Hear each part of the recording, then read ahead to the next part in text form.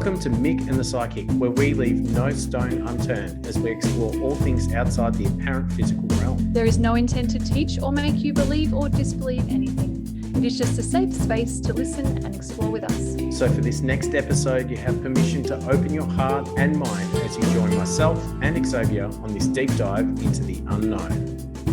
You lose the sense of pain. Weird. You lose that.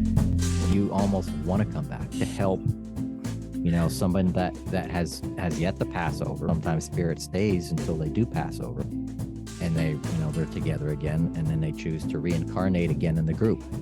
Obviously, we always have an interesting show, but obviously it's going to be a very interesting show. We have the Reverend Dr. Paul Meckes, and he's an ordained metaphysician and priest of the Order of Melchizedek.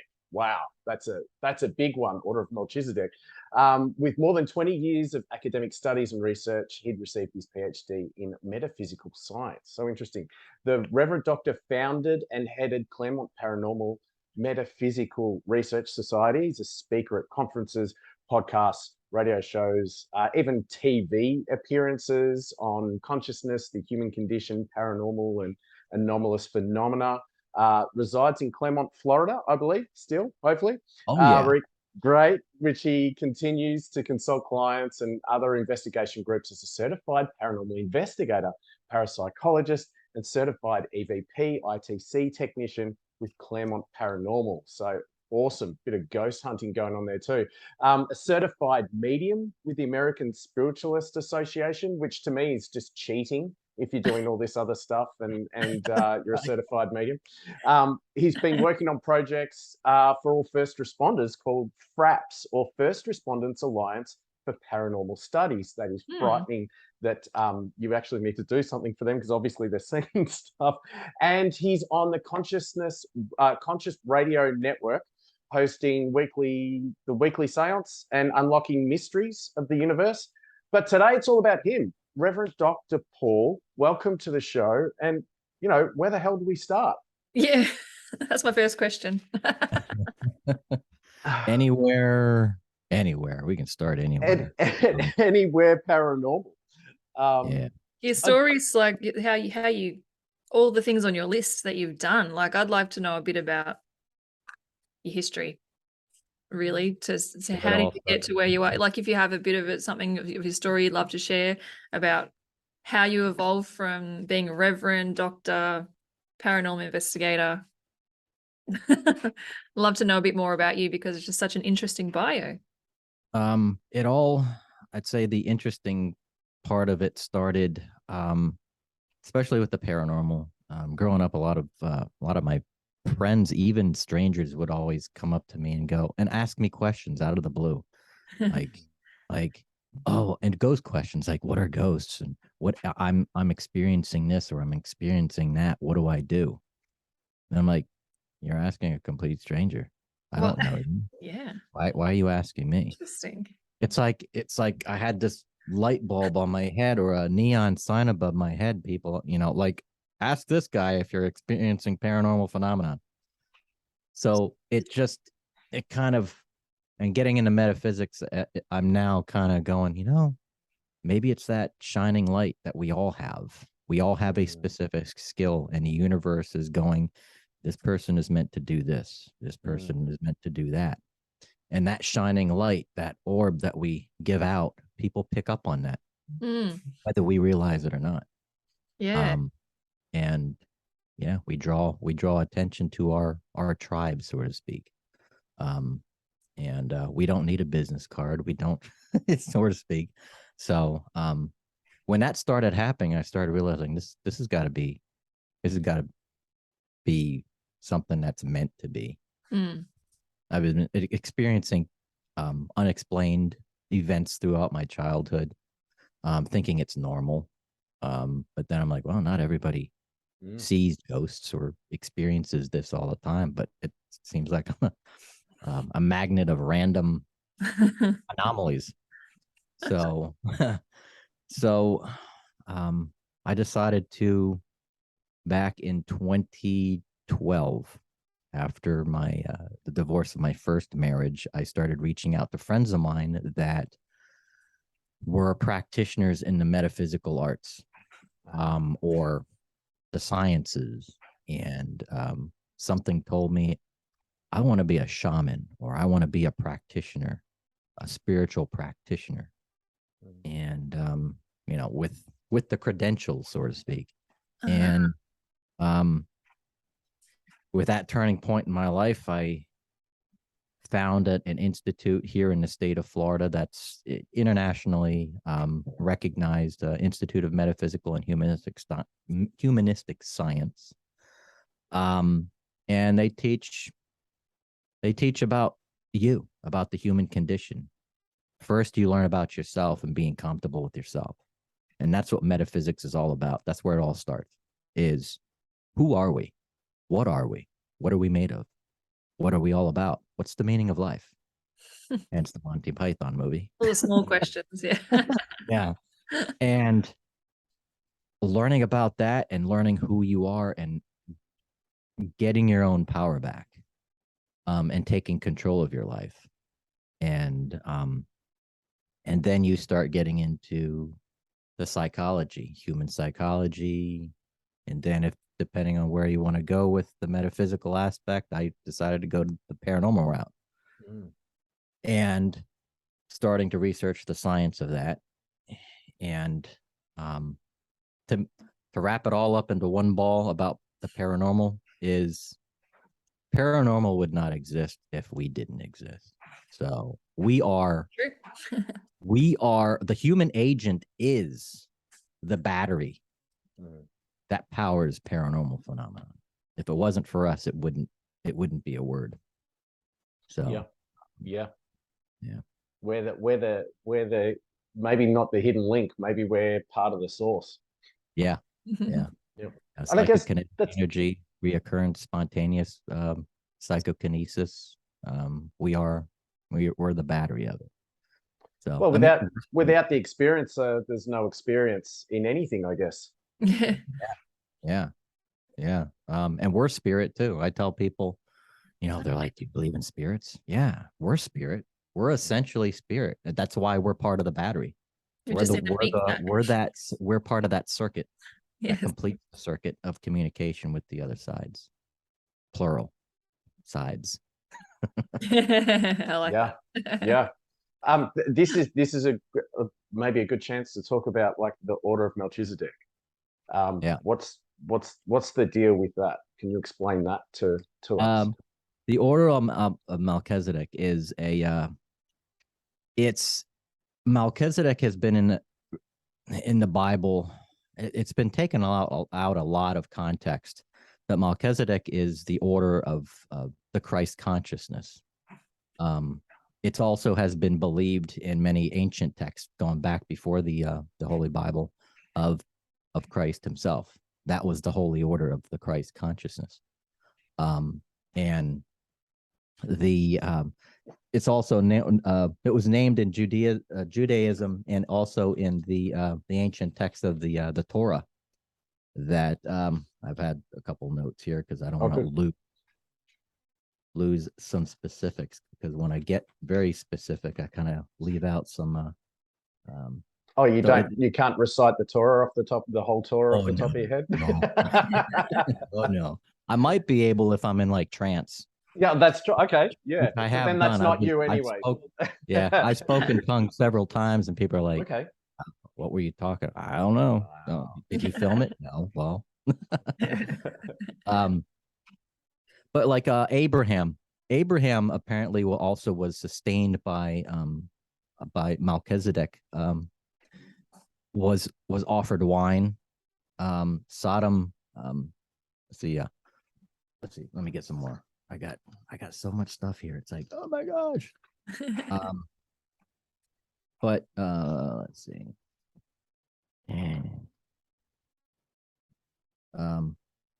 But essentially what the original context of Melchizedek was he was always believed to be like Abraham had offered him wine, offered tithings to Melchizedek, and when you go back through the Dead Sea Scrolls and through a lot of the ancient texts, long before the Holy Bible was written, the Bible that we perceive today of the Old and New Testament, Abraham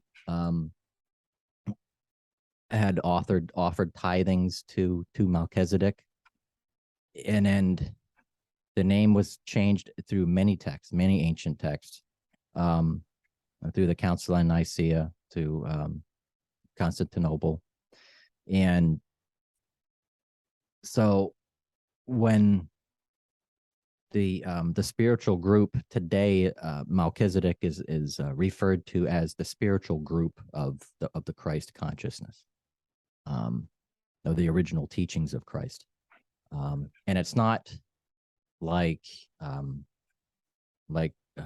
the Roman Orthodox Catholic Church, or Roman Catholic. I was born or raised Roman Catholic. Which is interesting. Growing up in church, and I never heard of Melchizedek. I've never was familiar with his teachings or anything within it.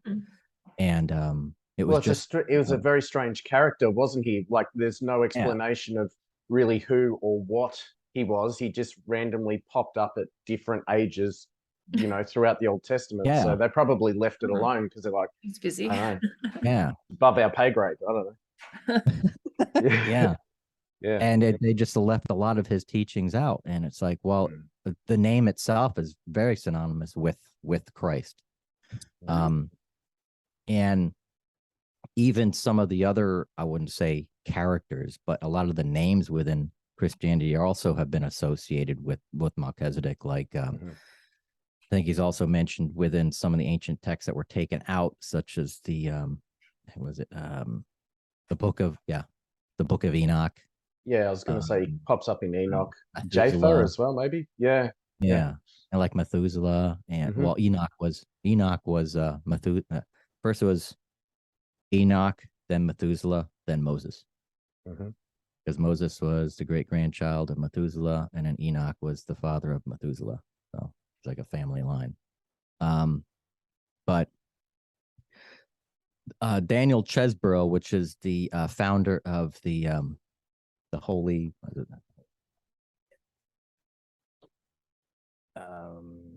the founder of the order. Well, I'd say you can't say the founder of the order, but he had founded the order of Melchizedek, and started somewhat of a church. And most of the members of the church are what do you call light workers. We sit down and help others overcome the some spiritual problems that we're having in our life.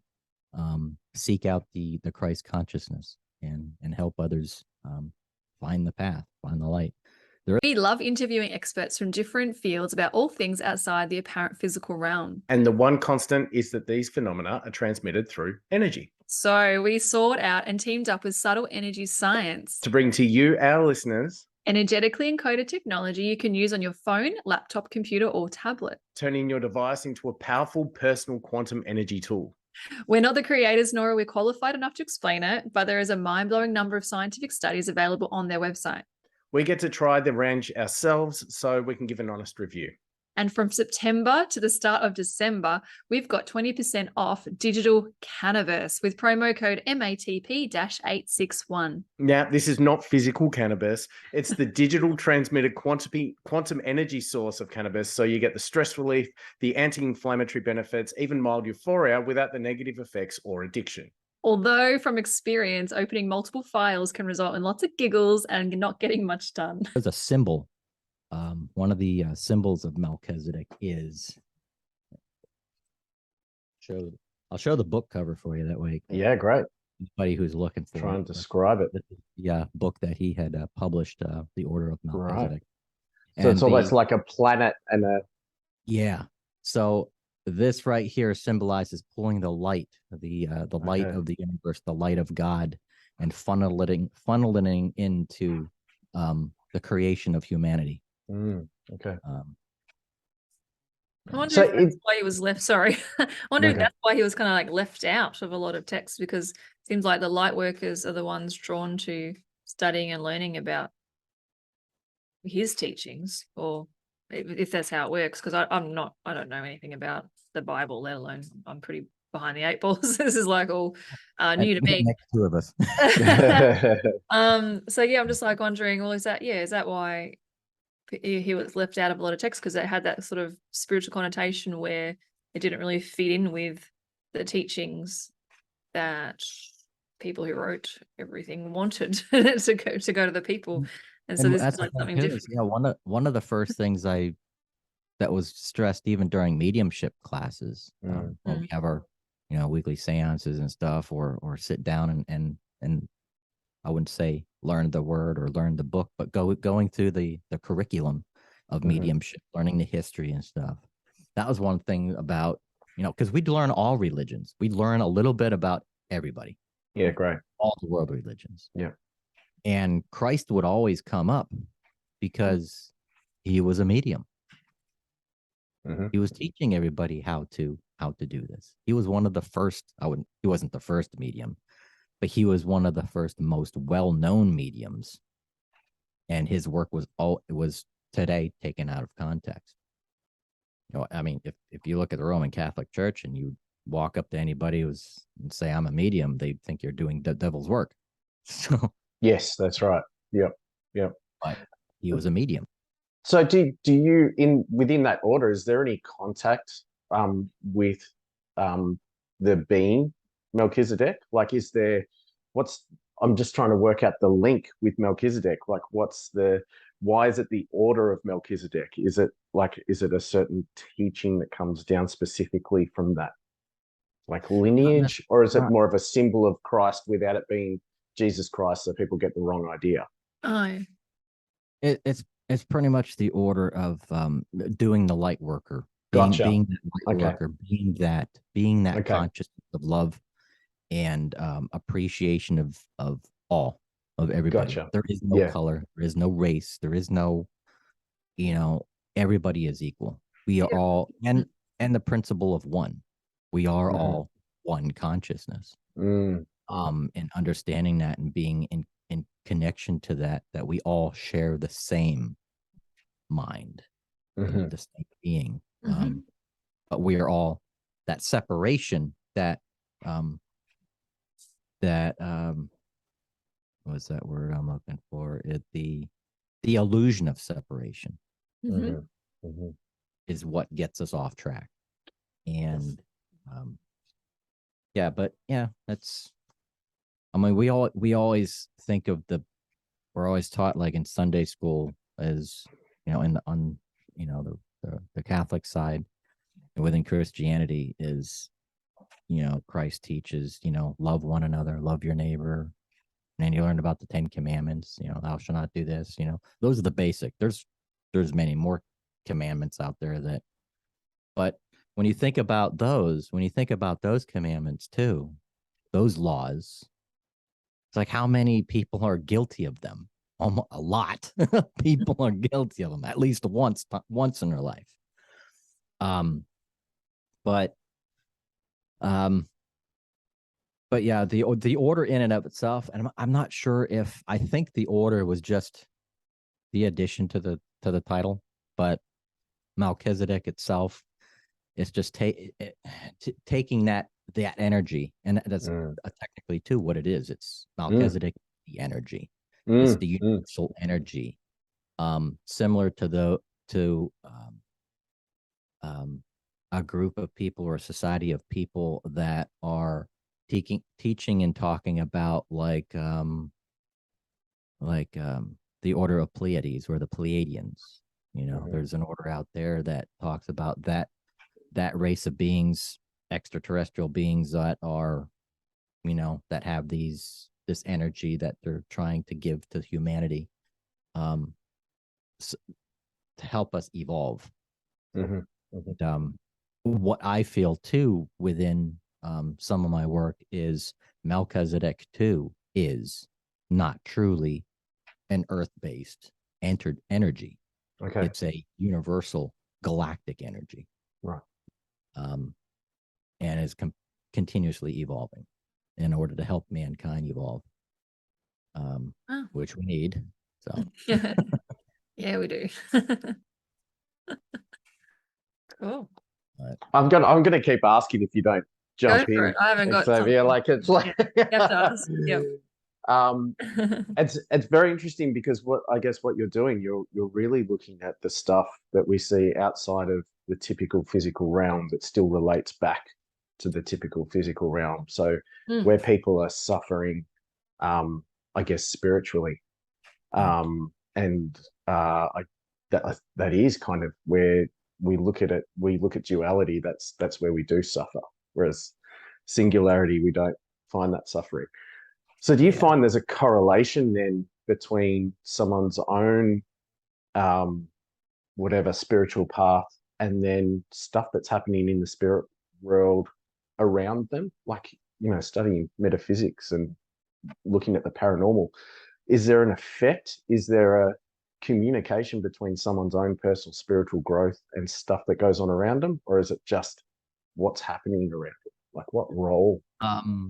I believe there is a cohabitation and a correlation going on between this side of the veil and the spirit side of the veil.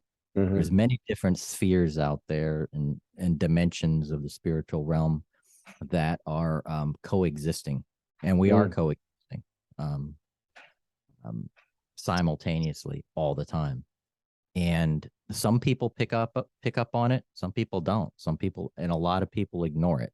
And I think I think that's the bad. I wouldn't say it's not bad, but I think it's getting to the point where we're going to need to start with our evolution, our consciousness.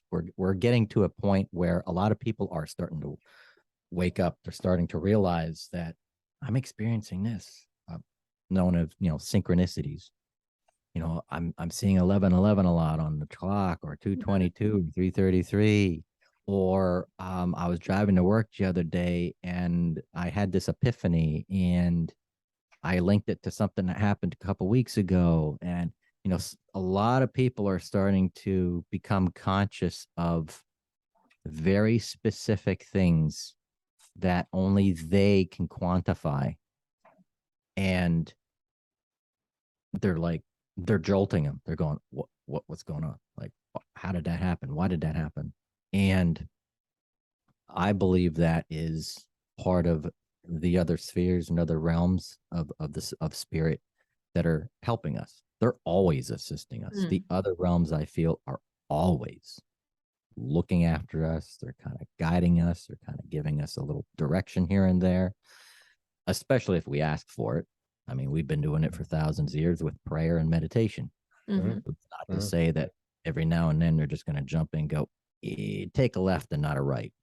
And when we think it's our instinct and, we get in a car crash or do something or something happens, and like, what normally happens after that episode is somebody comes back with a story and say, man, something told me I should have took a left, but I took a right instead. And guess what? I got hit by a truck.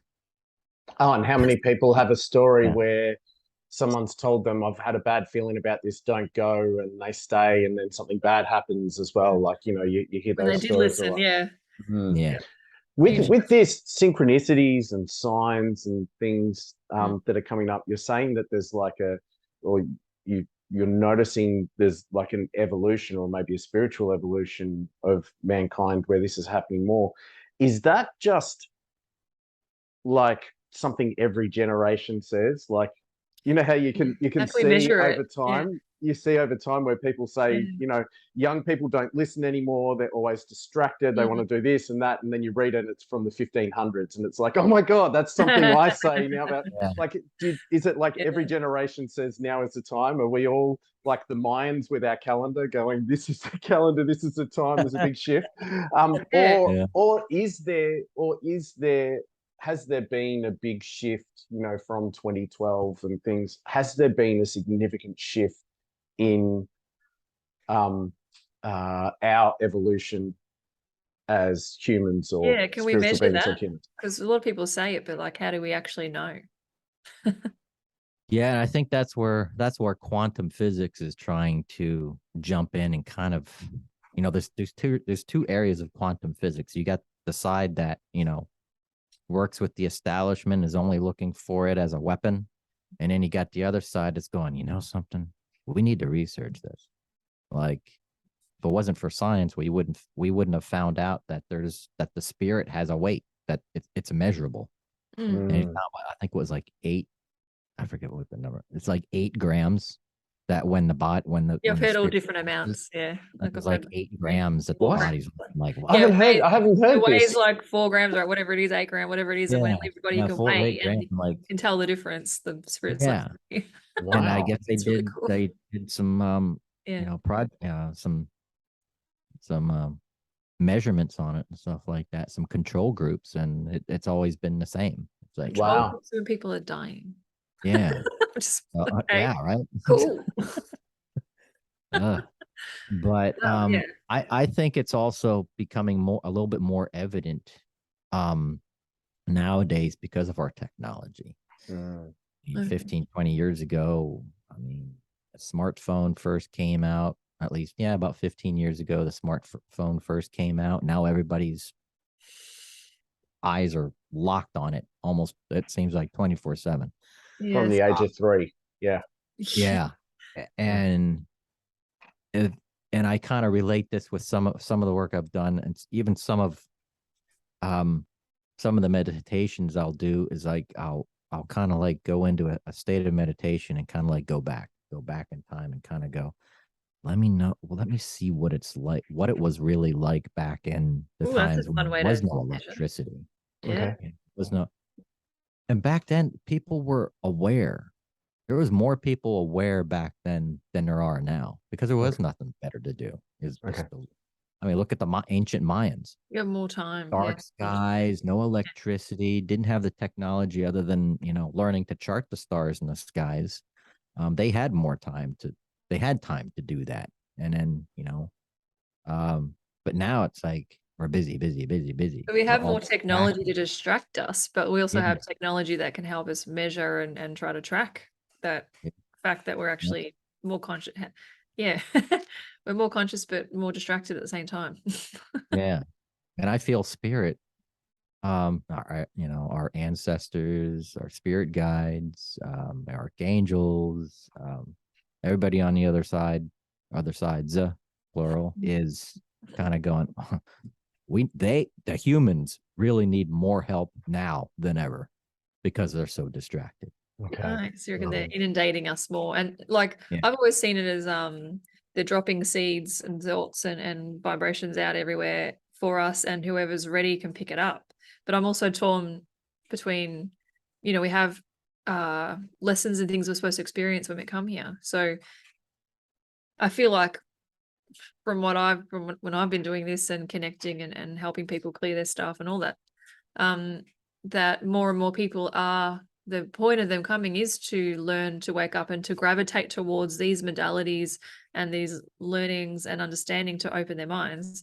Yeah. To help them not have to keep coming back. So when you start to be a shiny spiritual being and you're getting there and opening your mind and learning about all the other sides, you're nearly done.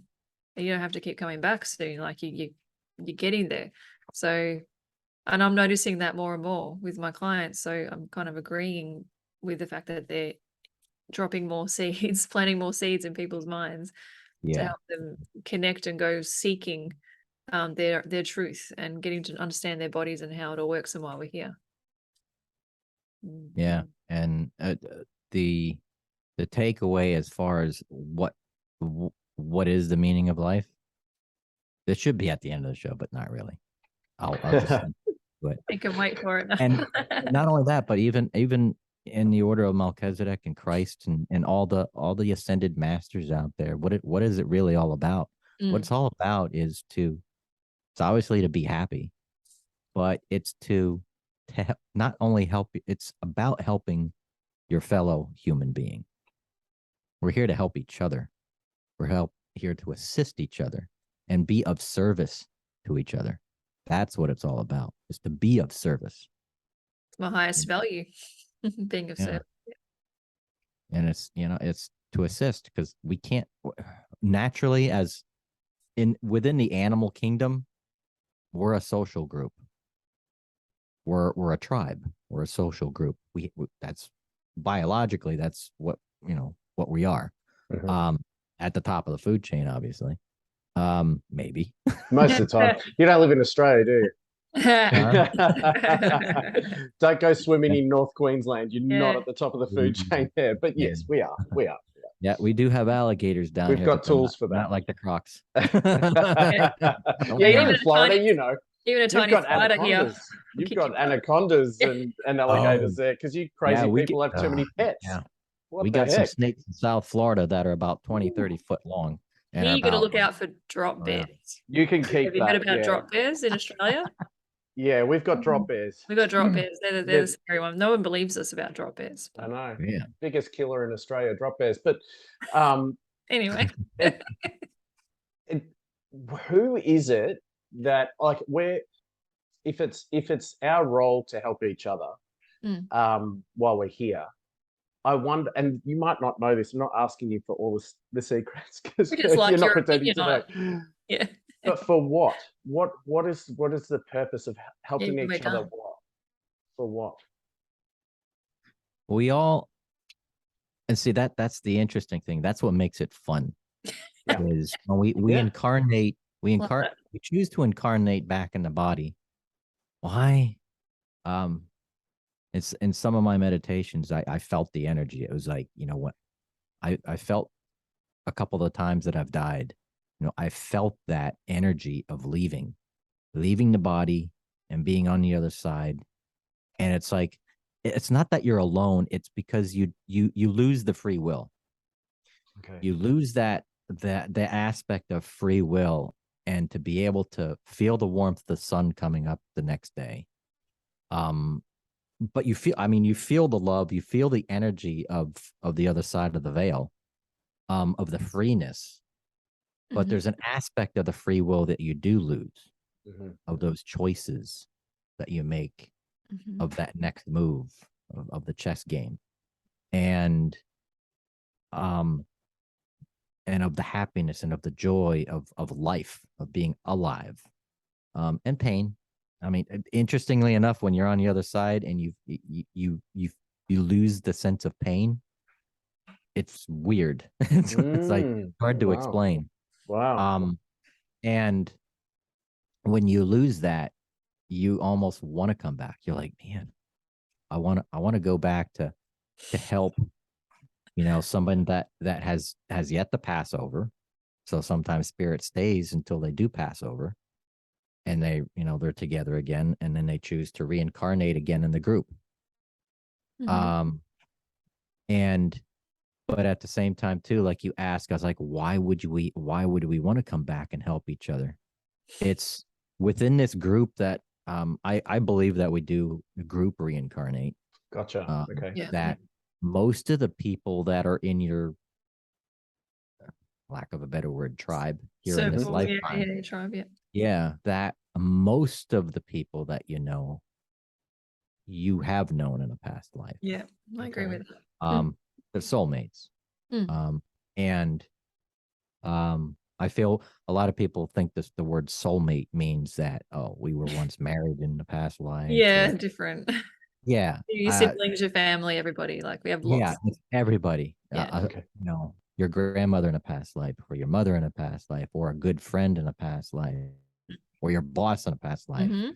Anybody and everybody. Those are all your soulmates. That's part of your group, your reincarnated group. But we assist each other. We assist in this life. We assist, and that's the thing, is like, and we all feel it. And that's why we want to come back, is to bring in the example of we are all, we're all starving to want to make the best of our life. And we also, for those who are empathic and have the sense of empathy towards, one another, or seeing somebody struggle and really struggle in their life. I mean, really, really, really struggle. And when you're empathic and you feel that energy, and when you recognize that and feel that and bring on that energy, we all have the desire to help out and the need to help out. And I mean, that's the, thank God for that tool. Thank God for the tool of emotion and the opportunity to have emotion, and because there's some that don't. And because of those sensories that we have, those although and the extrasensory things that we have, is to assist us into performing the right action, to be able to pick up that, hey, that person just got stuck on the side of the road, he needs help. I'll help it out, pay it forward. And I've seen some true incredible stories of what happens if we were to all do this. We would almost, I wouldn't go as far as saying that we wouldn't need a monetary system, but if you were to truly look at, if we were to help each other out the way that some of our ancestors, let me throw in the word alien ancestors. Okay. Yes. Some of our alien ancestors intended, we wouldn't need a monetary system. We would be trading and bartering services all the time. Yeah. So is this the group project? Is it like a so with our whatever soul group or tribe, do we have, because I'm just thinking, like, there's two different things. There's one thing while you're here on the earth, helping each other out, but we're still, as a group project, helping each other out to what? Or do we not know that? Yeah. And I think we would be helping each other out continuously on the other side. I mean, there's always that I mean, like, oh, well, we agreed to come back to do this. We agreed to choose parents because of this particular reason. Yeah. maybe the child is incarnated into that family to help the family out in some sort of way, or vice versa. They can come together. For what gain, though? I mean, why do we come back with amnesia each time? Most of us. I mean, there's some kids that come back and they know, but for the majority of us, like, why do we come back with amnesia? Why do we make it so hard? Yeah. Yeah, right. I think it's because of the authenticity, to keep the authenticity, to keep so the lessons are real. Yeah, because if you remembered everything, why come back? Oh man, this conversation is like my favorite. I talk about this stuff all the time. Like, I describe Earth as like the university, because we have free will and we don't remember. Most of us don't remember why we're here. And it makes it harder, because the whole point of you here is to try to remember to see if you can figure it out. And then remember that we're all one. And there's other planets and dimensions that are like kindergarten, where you might not have free will, or you might remember everything. And that one's easy. You can fly through the lessons in that one because you do remember why you're there. So boring, but Earth is so popular because it's harder, it's more of a challenge. And we keep coming back to see if we can pass, because we're suckers for punishment. We keep trying to do university again. Yeah. But when you were describing when you go home, when you cross over, like during your experience during meditation, and that some of the free will is gone, I felt this massive pull, and I was like being shown in my mind's eye, like this pull of love, and you feel like you have to help each other out because you're all one and you know it. And so ignoring anybody is like ignoring yourself, and it doesn't make sense. Yeah. And so I love that. And so here, we're in our little soul groups and trying to do it on a small version. And when we graduate, we'd be able to do it on a larger scale and not ignore anyone. And no matter what people say, unless you're a walking, I don't know, Gandhi, there's still judgment. You still look at some people and will judge them as less than somehow, sometime, forgetting that they're you. And so many Yeah. people don't get that. They'll look at people and judge them or not think they're on the same level or look down at them in some way or another. I've grown with that so much, and I feel like I'm so close to, it's not perfection, but it's like never judging anybody and thinking anything less of anybody else. It's really, Yeah. really hard because that includes murder as everybody. So it's really hard to do. And so many people aren't there. But I feel like that's what we're supposed to do. We're supposed to realize that we're them, and anything we do to anybody else, you're affecting yourself. And so we're going to keep coming back here till everybody that's here figures that out and stops being assholes to each other. Yeah, exactly. And also learning, and I think another purpose in life too, and to truly master life, is to be able to see the blessing in everybody. That everybody that you meet and everybody in your life is a blessing. Yes. And those people that you can't stand, like, oh my God, that guy's a freaking a-hole, you know, and it's like, or a jackass. I'm like, You're what? allowed to say it. I said it. Yeah, it's like, but at the same time, if you can't stand them, that means there's something within you. Yes, that you can't. Yeah, exactly. Yeah, that there's something triggering that. And it's like, okay, then you have to look within yourself going, okay, Mhm. why And you can is thank that? them for helping you realize that and Yeah. recognize that. And when you do realize it, I'm like, they yes, might be an a-hole, but that's a blessing. thank you. Thank you. Yeah. I think it's potentially the other way around as well. I think if you have that philosophy that there's no one beneath you, then you have to have the same philosophy that there's no one above you as well. Mhm. Because it's exactly the Exactly. same thing. As soon as you put someone on a pedestal, that's just Yes, as you said unfair that. as putting someone below. Yeah, I love that. I love that. You remember the first time you told me that, Michael, that really made me think about, I really like that, because sometimes you put your mentors or people that you want learning from on a pedestal, but everyone's equal. Yeah, like Gandhi. Different Gandhi stage. wasn't perfect. Yeah, exactly. but yeah. So I guess it's that. I wonder. So that a lot of the old sages would talk about that same sort of thing when you talked about when you pass and you see the others in your family being the same, and it's like the if your left hand was carrying something and it was falling and your right hand just grabs it, the left hand doesn't even thank the right hand. It has no awareness that it's of a different thing. They're both just hands doing the same thing. So perhaps that's why it's so difficult for us here, because we feel separate down here. But then when you pass, maybe it's just like a right and a left hand. It's like, well, the left hand's not going to thank the right hand. It's just The right hand grabbed it. Yeah. So with these spirit groups, it's obviously or tribes. I like the use of the word tribes. I think it's a great descriptor. There's less I don't know, there's less baggage with the word tribe. You know, it's quite simple. It's these people together, striving together for a cause. So I like that.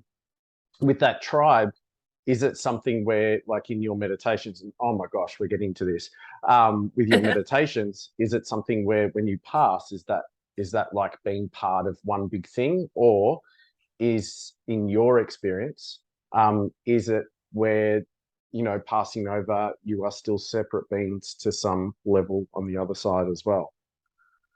Do you know what I mean? Like, does it come across as one being, or is that like other levels above where it becomes one being? Like, I always struggle with this. Yeah. Thus far, what I think when I do these meditations too, it's like I'm not asking for like the whole pie. I'm experiencing just these very minute feelings and experiences of the I am. Okay. And the experiences of the I am that I've picked up thus far is after crossing over.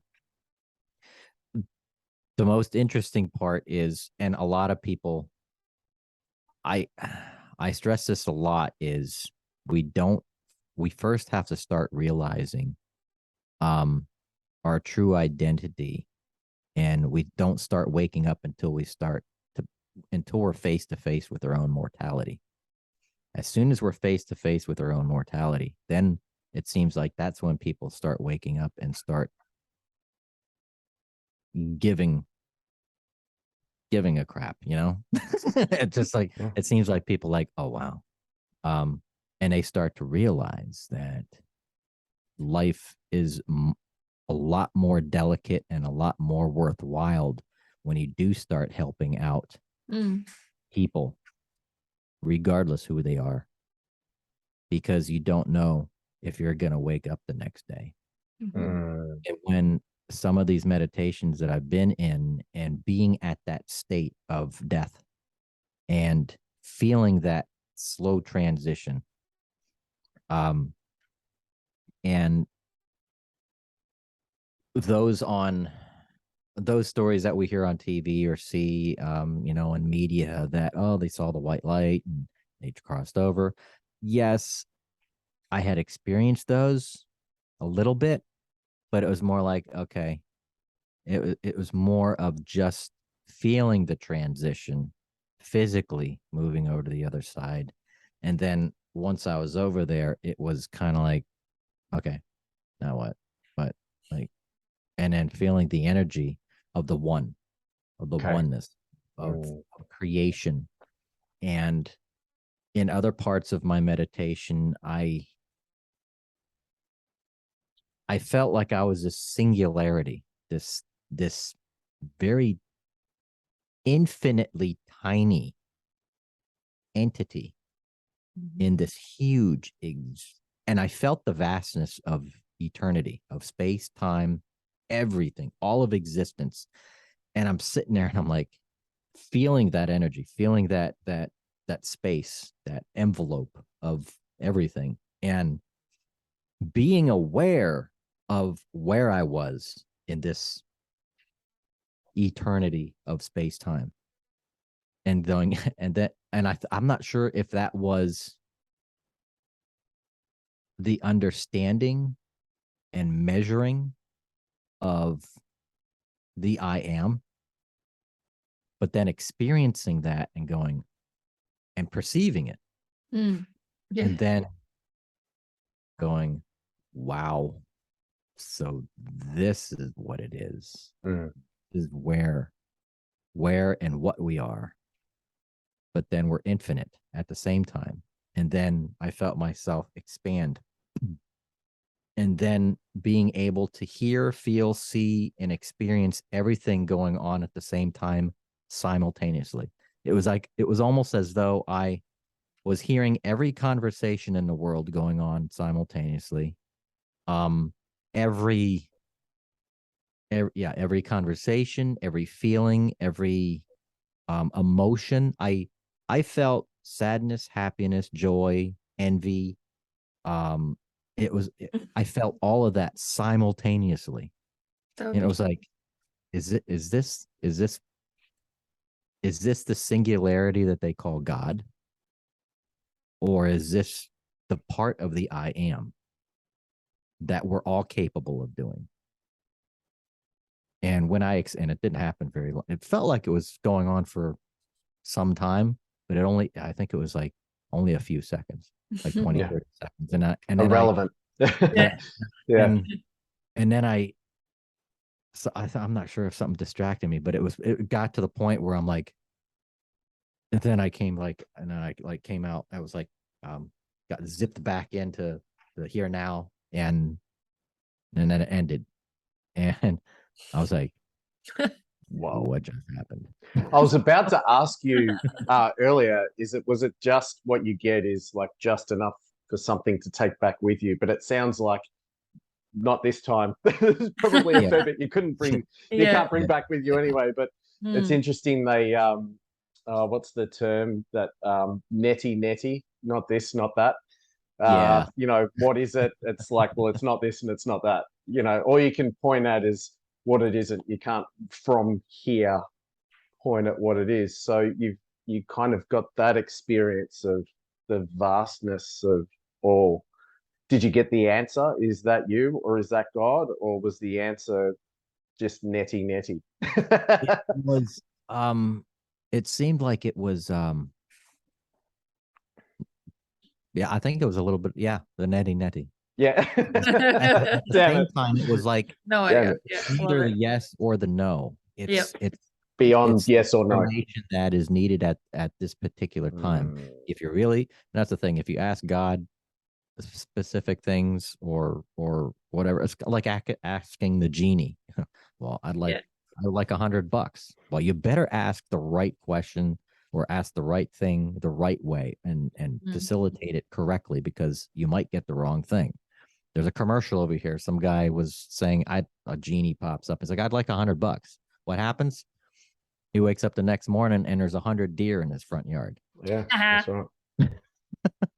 It reminds me of that joke where they have the guy goes to the bar and he says to the bartender, if I blow your mind, can I get a free beer? And the bartender says, well, I've seen everything. So yeah, sure, go for it. I've seen enough, buddy. I've been a bartender for 50 years. So he goes, okay. And he gets his bag and he pulls out this little man. And he's a little 12-inch man. And he's got a little piano. And he's there and he's playing the piano. He's like, oh my God, this is ridiculous. That's blown my mind. Here's your beer. Can I ask you, like, where did you get that little man playing the piano? And he goes, oh, I've got a genie. And he goes, okay. And he goes, you can have a go if you want. He goes, really? He goes, yeah, have a wish. So he says, all right, I want $1 million. And before he knows it, there's 1 million ducks inside his bar, and he's going nuts. He's like, what the hell? I didn't ask for this. And the guy with the free beer goes, do you think I asked for a 12-inch pianist? Jeannie's got a hearing impediment. That's great. Yeah. I think there's something in that for all of us. This leads me, not that joke, but I'm moving on. This leads me, though, to, I guess, while we're here and we come here with amnesia, and if we're meant to be here to experience life under these circumstances, why are there then psychics? And I always joke to people, like people that I know that are psychics, where I say, oh, well, that's just cheating, because it is kind of cheating a little bit. That's just cheating.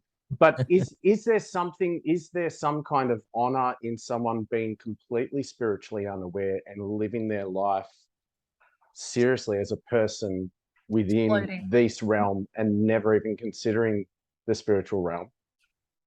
Isn't that more authentic, like what you were saying, like that, we come with amnesia for the lessons to be more authentic? Is that more authentic? Should we honor those people that have no spiritual interest at all? So basically none of our listeners, like, should we honor which we all know people to the like show? that. Yeah. Is that something to be honored in living a life where you're taking this far more seriously than someone that's looking for what's behind the veil? Yeah, I think so. I think we should honor that. We've made that, man. It's a choice that they've made. And probably they've made that on the other side before coming here, going, I just want to disconnect myself. I'm just going to disconnect myself and have a crack solely on the human condition. Yeah. And that's it. Yeah. That's it. And so that's materialistic. Yeah. Wow. Excellent. So that you think that is something that some people must have had a choice to come here and be completely oblivious of what's going on the other side of the bar. Basically, like the movie The Matrix, like Neo, escaping. He escaped the Matrix, but I think it is the Matrix. It's like, if you want to stay in the Matrix, go right ahead. It's your choice. Some people would argue that, like, I know I'm not thinking a lot of psychics that are really about helping this planet improve. So they would argue that don't really want I call them floaters, the floaters in fictional term, to float. They want them to try to raise their consciousness and wake up, as they would say, because the planet is in dire need of everybody to do that at the same time. But then that just sounds like every religion to me. Like, I know my extended family were Jehovah's Witnesses, and they believe that if everyone at the same time would be a Jehovah's Witness, then there's like an Independence Day. Someone might correct me if I'm wrong. This is how I remember it as a child, getting explained. That they would all come back as their perfect age and live forever. That's what my pa told me. And so, is that kind of sounding like that when we sort of say we want everyone to sort of help wake up, to help improve the planet and the collective consciousness, to all be connected, and then we could have trade and bartering systems and not have to be monetized, and there wouldn't be any greed, and everybody would be equal, and the planet would thrive because there's no more fighting, and like, could we actually Suffering. there if we Yeah, no help more suffering. people, yeah, if we help people wake up, if we do our little bit, but then you can't force them. You can't, like, Yeah. if that's still thousands of years away, if we keep coming back here and learning, people won't be so grounded and just be here for that experience without any spiritual connection, because they come back so many times that they can't help but notice the signs, because they've evolved a little bit each time they've come here. Like, What's the question? I don't know. That was great, but what's Is it your just too question? many new people? Is it just so many new souls that are really grounded and don't understand? Like, do you think that'll ever end? Will we ever just all finally get there? Should we try to wake up people? There we go. There's your question. That was massive. I love that. Should we try to wake up? That's a huge question. Or should we I just love let it go and let the planet just do whatever the heck it wants? Yeah, and I mean, we're all waking up in different levels. We're all waking up at different points, and some won't wake up, some just won't. You know, Yeah, just, like what we said earlier. Yeah. Yeah. And I think too, as far as all the light workers out there, as far as, you know, anybody who's would consider themselves a light worker or a medium or a psychic, and or, you know, have that connection to the spiritual self and the universal self of the human condition, is, I feel it is our job to help people that do come forward, that want to come or have come forward and say, I need help. They're recognizing that they're disconnected in some way. And it's our job to do that. That is our service, to, you know, to our, you know, to the tribe. And that we also got to understand that we are a part of the earth, that we wouldn't be reincarnating just on this planet, just, you know, within this vessel. We got to also understand the materialistic and physical aspect and biological aspect is the earth depends on us as much as we depend on it. But a little less the other way. What do you think the earth depends on us for? Yeah, some people think we'd be happy without us. I think the same way. I'm definitely just disagree with what you said. I like that. You just changed your mind. Now I don't really know yet. I think that no, but there might be something, like, if the earth is, and I feel like it probably is, it's, you know, it's got not a heart, but it's got a heartbeat, like it's got a pulse. It's got everything else that us physical beings have as well. So, you know, it could be a being in itself. I think it might be. I don't know a thing, but I think it might be. I wonder if there is. I ask that not just in jest of saying, "Oh, the earth doesn't need us," but I wonder if there is a relationship of that the earth has with us, because we do use it for like particularly people who practice psychics and mediums and things, you know, before they do anything, often they, you know, ground themselves or, you know, connect with the earth. Release and Is there, do you think, some kind of coexistence spiritually of the earth and humans going both ways, not just one way? Yeah, I think there's definitely an exchange of energy going back. It's not a one-way. It's not a one-way street. It's a two-way street. With the energy, we call it Gaia. You know, the Gaia energy, the Earth energy, or Mother Earth energy. That you know, we get a lot. We get a lot from it. Well, we used to get a lot from it. There's a lot of those who know do. Definitely. But like the ancient indigenous tribes throughout the world have here been in Australia. I mean, for instance, I mean, look at you know, a lot of the current and ancient Aboriginal tribes in Australia. Yeah, big time. They were able to tap into that energy Still are. and all the ley lines, and could see it. They were able to see it. Even in ancient China, we're able to actually see the earth grids and energy lines. Yeah.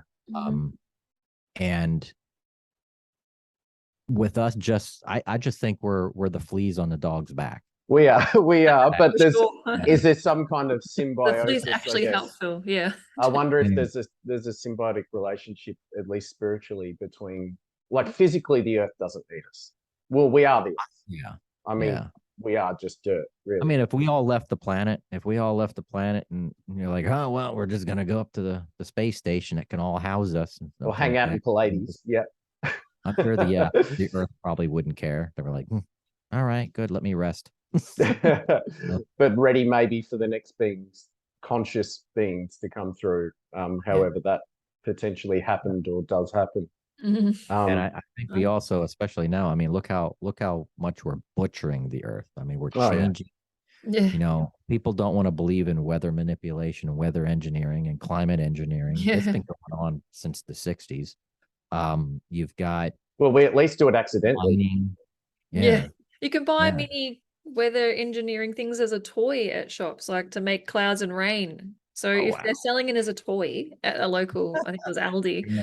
I just saw it on an ad not long ago. I thought, well, if we can do it at that, I'm sure they can do it in a really big, Oh, like, yeah. Yeah. Yeah. yeah. But at the same time, you know, if we're mining all the natural resources out of Yeah. the plant, we're doing Yeah. all this manipulation with the weather and the climate, you know, Rubbish. we're butchering the animals and the forests, and you know, polluting the atmosphere. You know, it's like we're not necessarily killing Mother Earth. We're killing ourselves. Yeah. We're doing this to ourselves. Yeah. Just for materialistic Stuff. stuff. Mm. And So sad. Got goosebumps. I mean, but there is only so much that the Earth is going to take, and then it's just going to go, you know, something that's just enough. And then the dog's going to shake its back, and all the fleas just go. I like the analogy. It's true.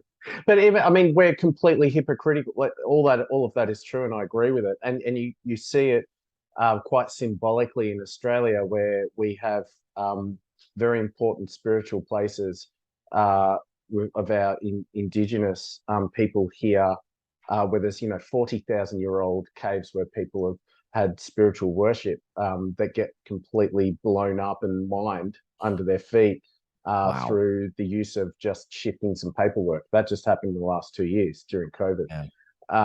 That's not a conspiracy. Like, that's exactly what happened. There was an anomaly in paperwork, and they blew it up and just went, oh, well, what can you do? Like, literally blew it up. That's like an example of what we're doing. We're blowing up physical spaces, but we're hypocritical at the same time, because the rhodium that's in our screens here is a finite resource, and we wouldn't be doing things over Zoom or. Yeah. So if we were really passionate about it, we would just be hermits, I guess. Yeah. Yeah. It is a tricky one, but I think awareness is a big part of it. Obviously, being aware of what we're doing is an important start to pulling things back together. Yeah. So many more things I wanted to ask you about, and I just realized how long we've been recording for. I know. I wanted to, like, paranormal stuff, right? Yes. Can I ask a question? Because some please. stuff does my head in. Change the direction. Okay. I mean, we're not even going to get into, like, the ghost hunting stuff and the fact that you know how to use equipment and what it means and what works and what doesn't work, what's great for TV and what actually works. I'm sure we could do a whole episode. That'll be season 2. I think that's going to be season 2. That'll be great. Awesome. But just with, I guess, what you see in the paranormal, you've got disembodied spirits. You might have projections of a past energetic thing that happened, which is potentially different. And then you've got things from the spiritual world that are maybe coming down to try and help us or hinder. I don't know. I don't know if there's, nefarious spirits as well. I certainly encounter a couple from time to time, or at least they seem to be. How do people know the difference between, like, a disembodied spirit ghost or an energetic ghost or someone from the spiritual world trying to bring you a message?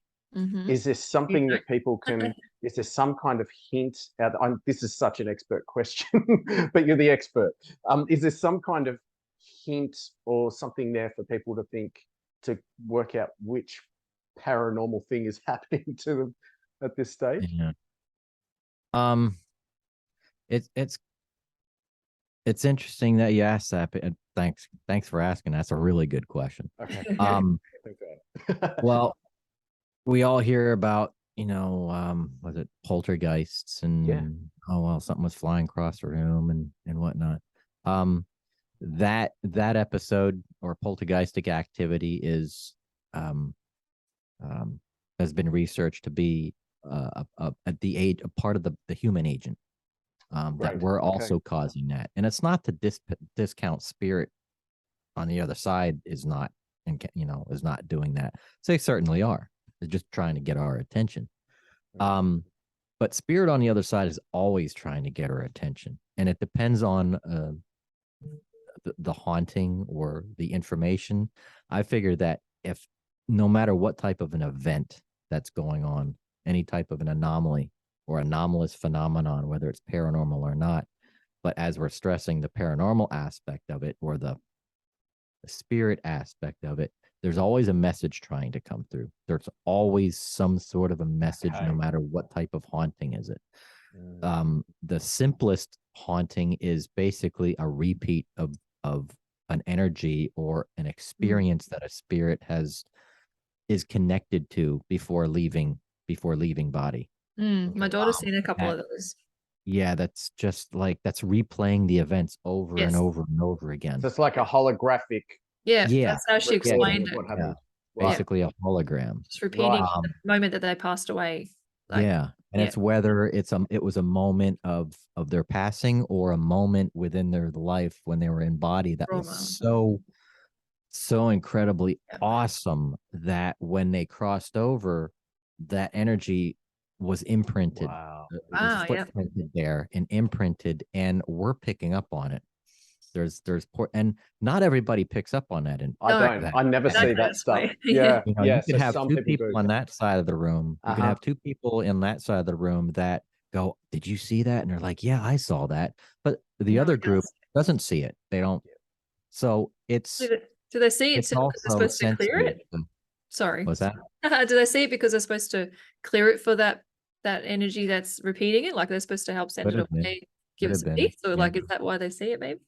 Or are they just at the same? But at the same time, too, what's interesting about this type of phenomenon is, it's when you look at it at the quantum level, it's like, well, if nobody was there to experience it, did it ever happen? Like it's like tree falls in the woods. Yeah, that's saying. and nobody's there to hear it. Doesn't make a sound. Yes. Thanks, Simpson, for that one. That's the only reason I know that saying. So when you have experiences like that, the just the imprinting of that energy that was left behind, because we do it too. We do it every day in our life. We'll leave part of our energy around somewhere.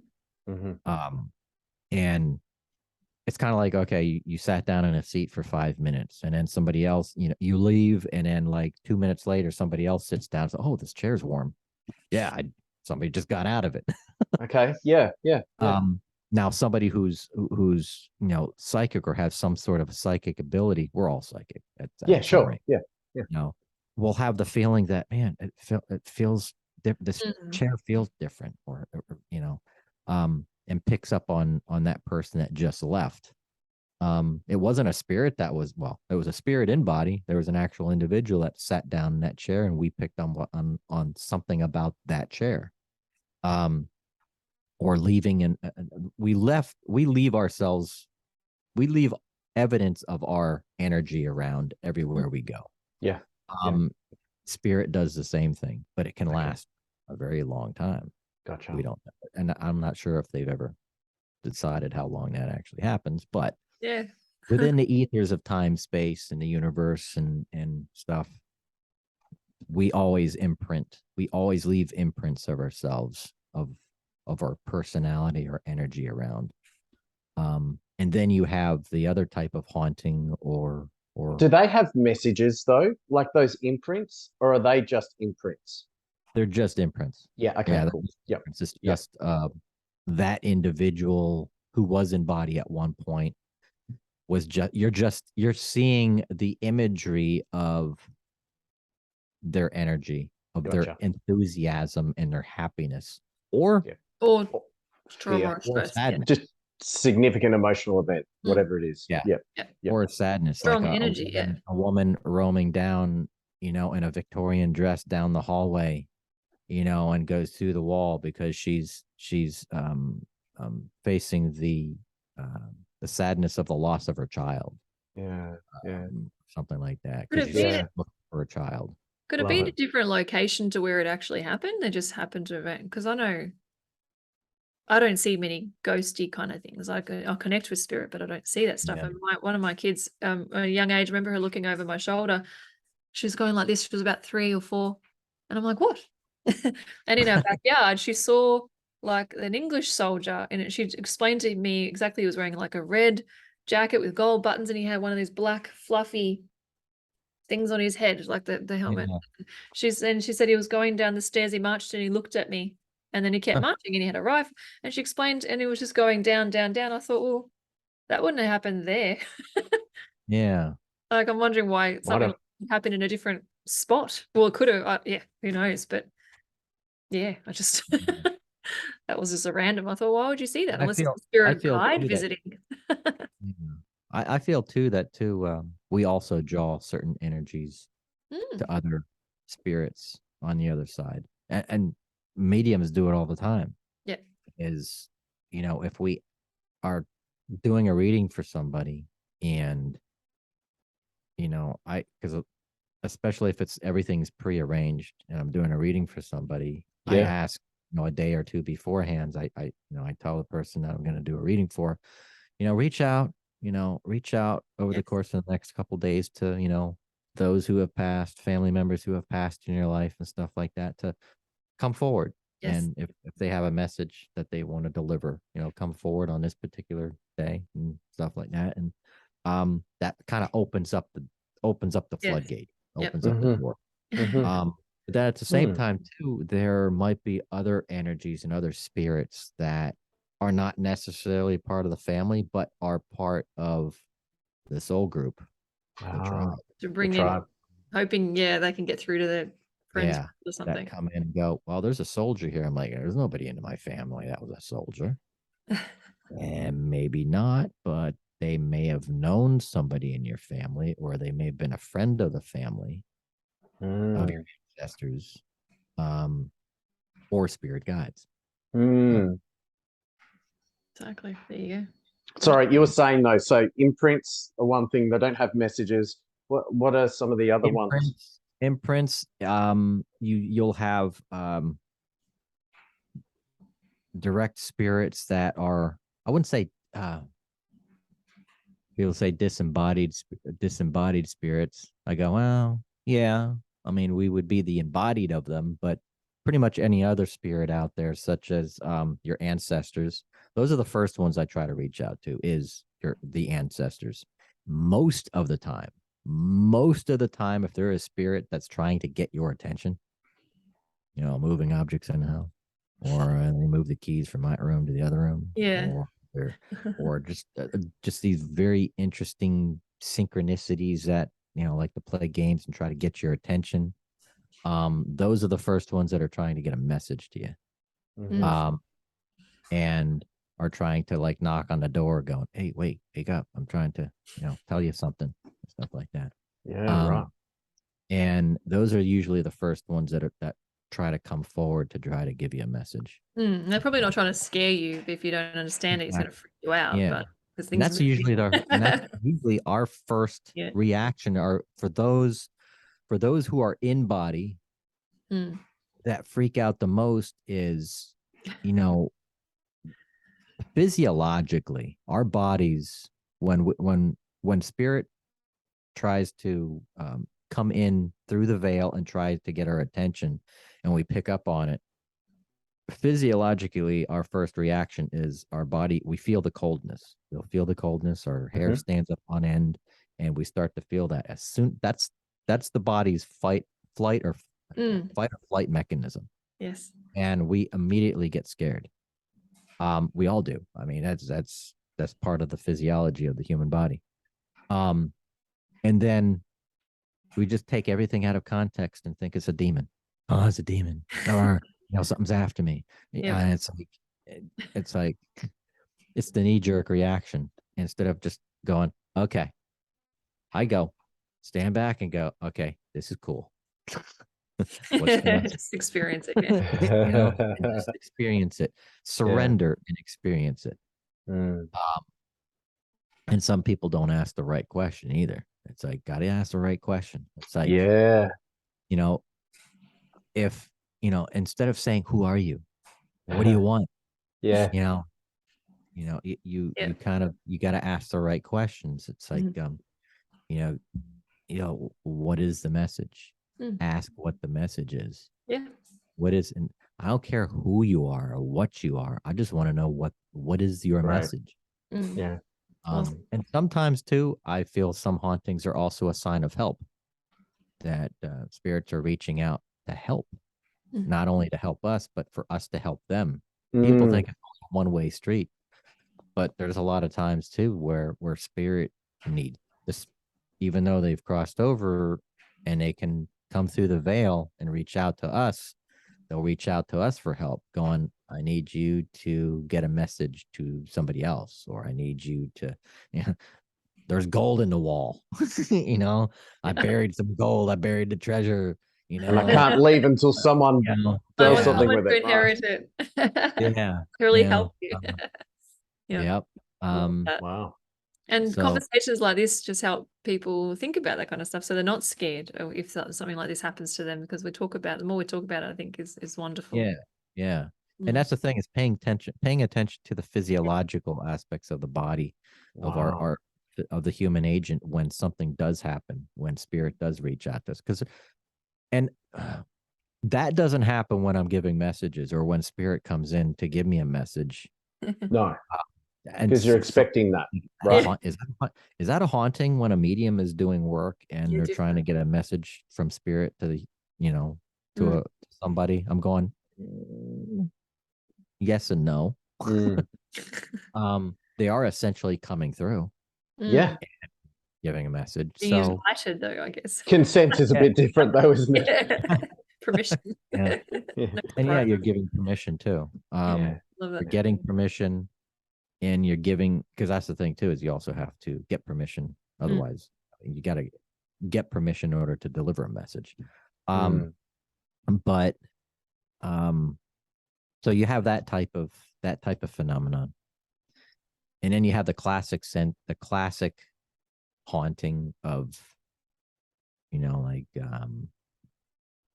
like demons coming through. You see all these movies out there, the exorcisms and stuff, and exorcising the demon from the human agent, and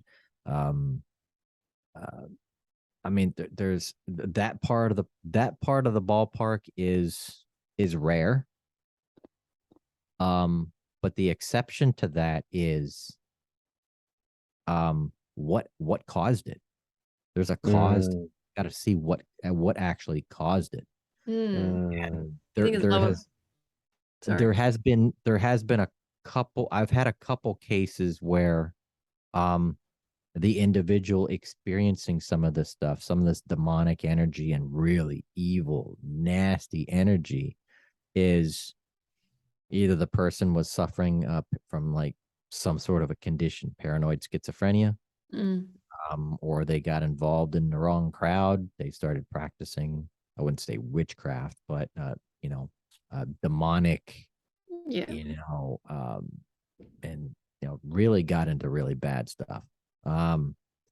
And with that energy, I mean, if you're gonna practice and have express the energy of very nefarious intentions and malevolent intentions, you're going to attract that type of energy in the spirit world. In mediumship and in spiritualism and the practice in general is like energy attracts like energy. People think opposites attract. When it comes to the spiritual aspect and the that type of energy, like attracts alike, not opposites attract alike. That's just magnetism. That's another area of science. So sure. But if somebody is practicing nefarious and evil energy, that is the energy that you're going to attract when it comes to the spirit. Lower vibrational. And yeah, if you're going to bring your vibration down and be evil and just attract that, and surround your life with all that evil, negative energy, you're gonna have these spirit guides that are going to kind of work with you in that and so yeah, and if you're gonna be practicing that type of energy and be around surrounded with all that energy, you're expect to have hauntings and stuff happening that you can't explain. And people are like, well, I don't, I've had a couple cases. I've had one case where someone, we went in to do an investigation. And at the time, I wasn't acting as the medium. I was going as the case manager. And because I have to first gather all the information, take the first phone call and jot down all the notes and then do the credibility, examination. Of course. Yeah. Before you even start. With the story and taking all the, the affidavits and the, all the reports and stuff like that. And after you gather all that information, you have a lot of information at the time. So that none of that's shared to the medium and all the investigators. Nothing is shared. Everything is treated as a scientific, I wouldn't say experiment, but it's a scientific investigation. And after as you're gathering through the investigation, all this information, you start to realize that, this person has dabbled into this negative energy and they've been attracting all of this energy. That, you can authenticate that, they're attacked. They got scratches all over them. We're trying to corroborate evidence. There's nothing we can gather. It's very rare that you can gather either video footage or photographic evidence, except for after the fact. Like, oh, well, we showed up and the next day because he called us because he woke up with, scratches on his back. Okay, well, what happened? Well, I woke up with him. Okay, great. Yeah, how do you prove that? People are like, oh, someone else must have done it. I had a friend, I was actually a lady who used to do my nails. And she showed me one day that she'd woken up with a handprint on her back. Yeah. It's like nobody slapped me or anything like that. Like it was just, I woke up and I saw it. Her partner saw it and said, what happened there? She's like, what do you mean? That was just appeared. So she's like totally confused. That was more of and it stayed there for about 3 weeks. Wow. It looked like a red mark, but it stayed there for weeks. Wow. I tuned into that and I just kept getting the hand of God, but I didn't know what that meant and why she would have that on her back. Like, how to explain? Cool stuff. And then you'll have like the classic story of stigmata. There's been rare cases throughout the world of people experiencing stigmata, where you get the wounds of being nailed to the cross, like of Christ. Remember that movie? When he went through the exorcism, but the crucifixion and stuff, and it's like those are very rare. So it's like, how does that come through? Why? I feel that's an experience of what they call apportation, where spirit things are happening, physical objects or particular things come through the veil to perceive themselves or show themselves. Like spirit saying, okay, like you ask spirit, as a spirit, can you bring in a physical object like a rose or a coin or something like that, and asking through a seance and asking for those physical objects to come through, and they'll do it. And we can do the same thing on this side. It's like exchanging information, exchanging physical items. So is it hard for them on the other side like it is for us? It can be. Yeah, it can be. What it does is it takes a lot of energy to do that. It's a lot. It's proven by the movie Ghost. He really struggled trying to move stuff, which is maybe that's true. Oh, yeah, moving the coin. Yeah. Trying to move a lot of practice. Yeah. documentary. And it's not necessarily, lack of a better word, is like mind over matter. It takes a lot of energy. It takes a lot of mental power. It takes a lot of spiritual power. It takes a lot of, and it is a form of mind over matter. And that communication and that cooperation, a co-op between our side and their side, because one, we have to raise our vibrational energy, and them on the other side have to lower their vibrational energy in order for that energy to kind of, until you have this sweet spot in the middle, and then that's when it happens. Wow. Okay. Yeah. So it's relying on both sides being able. So it's like psychic and anti-psychic, whatever the other one is from the other. Whatever energy they're pulling. Whatever they call it. Yeah. Wow. It's required both. Yeah. Interesting. Okay. Cool. What a fun conversation. I love this. Wow. Amazing. Awesome. What an incredible thing to work in for your life. It's quite amazing. And you do, obviously you do your talks and speeches and things and seminars, but your podcasts as well. Like what got you into doing podcasting? I was going to ask that. Thank you. Yeah. got into podcasting. I originally started into it was digital radio. I had my own radio broadcast through my website back in 2015. And by the same name, it was started a conscious radio network with the call sign WKKT, digital broadcast. It used to be a 4-hour show, and had like several guests on, stuff like that, like traditional radio. And it started out paranormal. It was all paranormal stuff, ghost hunters and all that really cool spooky stuff for Halloween. And then I left the country doing work over in China, and when I got back, I was like, well, let me try to do. I was trying to do the show, but I couldn't find a way to relaunch it in the way that I wanted to do it, because there was a lot of fine tuning to do, and I figure if I'm going to do fine tuning, let me start it out the right way. The first, well, it took a while. It took a while because life happens, Yeah. And it wasn't until September, actually August, July, August of last year, of 2021, where Spirit was like, is when you channel information or get information, Spirit's like, you need to do your show again. You're going to broadcast this. Okay. Yeah. You're hogging it. It looks a bit different this time. It's like, you need to do this. You need to get back behind the microphone, and you need to do this and relaunch your show. I'm like, okay. So I relaunched it, and I was like, I think this is going to be a podcast, because podcast was popular. Perfect. Yeah. After researching it a while, I'm going, let me do it with video, because it was only audio only. So So I'm like, okay. So I just got guided into, setting it up slowly but surely. I started with Zoom originally, and then going to another platform and doing this and just building on it. So we're still in the infancy, but if you go to the YouTube channel, Conscious Radio Network, and look for, I'll show you the logo or something.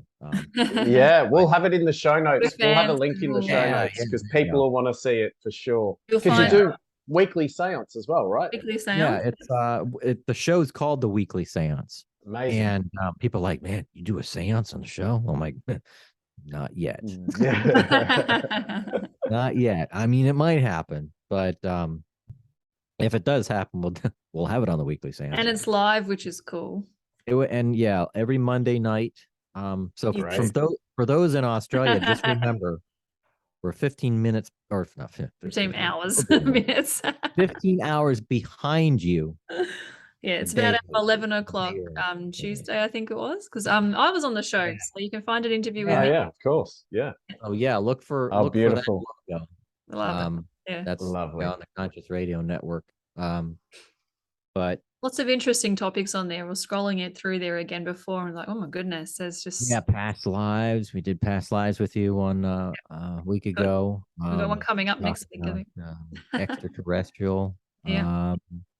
This week is paranormal. We got a paranormal investigator on because it's October and Halloween. Awesome. Yes, of course. I was figuring, let's stick with that topic. Yeah. We're this coming Friday, we are going to be talking about the lost city of Atlantis. I saw that one about coming up. It's the exciting. new science that's going on that the author David Edward says he has found it, and taking the evidence as an engineer in the Wow. world of engineering, he has found evidence of its location, its actual central location. So he'll be on Wow. Friday. Awesome. We talk should about do some guest extraterrestrial- swapping. Yeah, for sure. I like some of our guests too. Like we've had some interesting people. So yeah, it's like it's such a great topics that get covered, and the more people that listen and learn, like it's just exciting and interesting to open your mind and take it or leave it, whatever you want to do with it. Yeah. And hence the title Conscious. It's about consciousness. About we'd like to talk about consciousness studies. Talking about, one of our shows was on the Mandela Mandela effect. What's going on? Why is our memory? Is our memory that faulty that we grew up remembering one thing, but now we realize it never happened?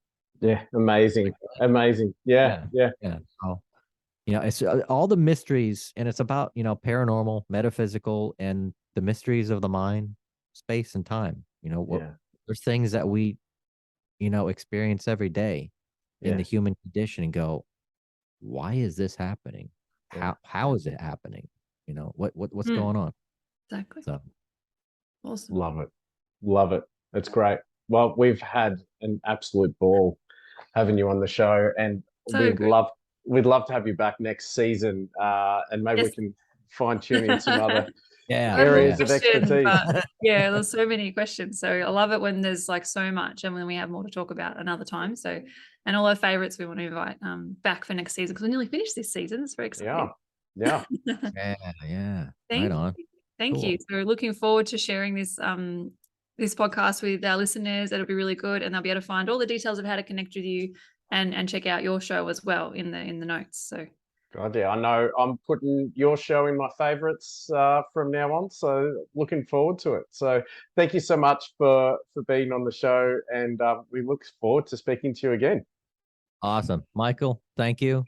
And Xavier, thank you very much. Good job. You nearly got it right. Thank you. Thank you so much. Thanks for coming on. Bless. Y'all have a good day, good night. Yes, that's it for another episode. Thanks to our major supporter, Subtle Energy Sciences. Click the link in the show notes to access their full product range of quantum healing technology. They're blown away by this technology and are so excited to share it with you. And of course, we really want to hear from you. Please leave your comments on our YouTube channel, or for those podcast listeners, you can email us at mickandthepsychic@gmail.com to leave your feedback or questions.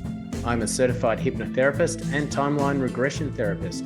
If you wish to contact me to explore the source of an issue you're facing, just book a session at hearnhypnosis.com and include the promo code MATP for 10% off. You can contact me on Insta and Facebook at hearnhypnosis. Check out my website at optimisticxavier.com.au if you feel you'd like to connect with me as a psychic medium, spiritual mentor, or intuitive coach. Include the promo code MATP for 10% discount. You can also find me on Insta, LinkedIn, and Facebook. We look forward to connecting with you again next time as we attempt to leave no stone unturned. Bye. All right, cool. I reckon that should be okay.